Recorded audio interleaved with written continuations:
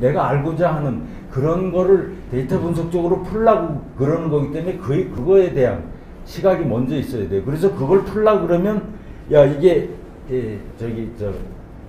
어떤 결과가 나오면 이게 어떤 요약된 표가 무슨 분석 결과가 나오면 이 문제가 해결되나 어떻게 하라고 시사점이 있나 그럼 요런 결과를 나오려면 어떤 다양한 분석 방법 중에서 기법 중에서 어떤 걸 써야 되나 그럼 이런 걸 쓰려 그러면 어떤 데이터가 어떤 변수가 막 이런 식으로 접근을 해야 되는데 우리 학생들은 그야말로 우리 딥러닝부터 기계학습부터 저기 통계학교 교수님도 배우지만 배우는 건 다 배우지만 그걸 언제 어떻게 이렇게 써야 되는 훈련이 부족해요. 그래서 지금 우리 빅데이터 교육원에도 R도 배우고 파이썬도 기계학습 그다음에 딥러닝 이렇게 해서 대충 해서 그러면 다 된 것 같아요. 그건 완전히 분석 기술적인 거고 또 IT 기술적으로 또 틀리지만 그런 거 가져가면 누가 시키면 겨우 하는 정도예요. 그래서 중요한 건 내가 문제를 생각할 수 있고 그 문제를 이렇게 이 과정을 거쳐서 IT 데이터 저장 정제 처리부터 분석부터 그다음에 나오는 걸 결과를 제대로 해석을 해서 시각화해서 보여주는 이런 전 과정에 대한 이해가 많이 없는 것 같아요. 네. 저는 조금 전적으로 그러니까 데이터를 어떤 인사이트를 갖고 요구사항이나 마켓에 또는 비즈니스에 필요로 하는 것을 먼저 확인해야 된다는 건 전 동의해요. 그거는 진짜 맞는 말씀이고요. 우리가 잘 못하는 이유가 빅데이터가 됐던 어떤 프로젝트들이 대부분 실패하는 이유가 그런 인사이트를 좀 갖지 못하고 내가 찾고자 하는 것이 무엇인가에 대해서 명확하게 디파인하지 못했기 때문에 생기는 문제들이에요. 근데 이제 그런 것들이 다 해지고 어떤 모델과 어떤 방법들이 더 여기에 접근하는 데 맞겠다라고 해도 실제적으로 그거를 제대로 분석할 수 있는 기술력을 갖추지 못하면 그것도 한계예요. 지금 R이나 파이썬 얘기하셨지만 그거는 도구지 기술이 아니에요.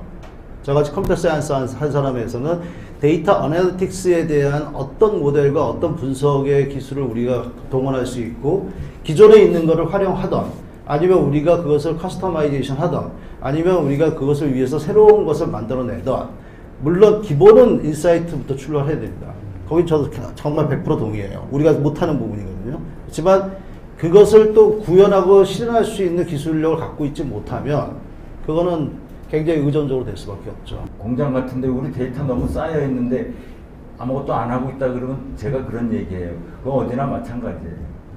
데이터가 왜 아무것도 안 하겠어요? 그냥 데이터가 내가 뭘 하려고 그래서 모은 게 아니길래 그냥 설비 갖추니까 기본적으로 센서 갖추고 또 센서 더 갖추면 돈 더 내라 그러면 데이터는 진짜 많아요.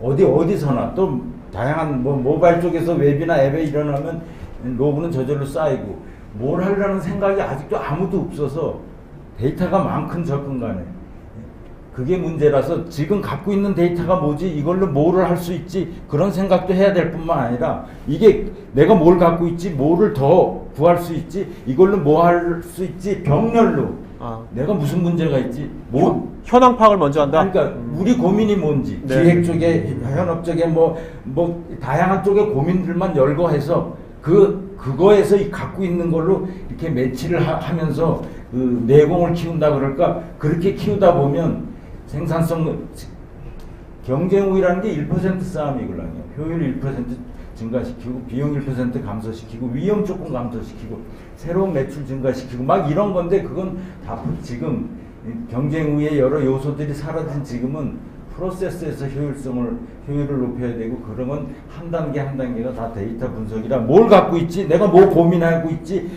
매칭을 하고 뭘 더 구할 수 있지 밖에서는 관련된 데이터가 뭐 있지 이런 고민을 한다 그러면 그거 돈 많이 안 들걸요. 빅데이터 시작하고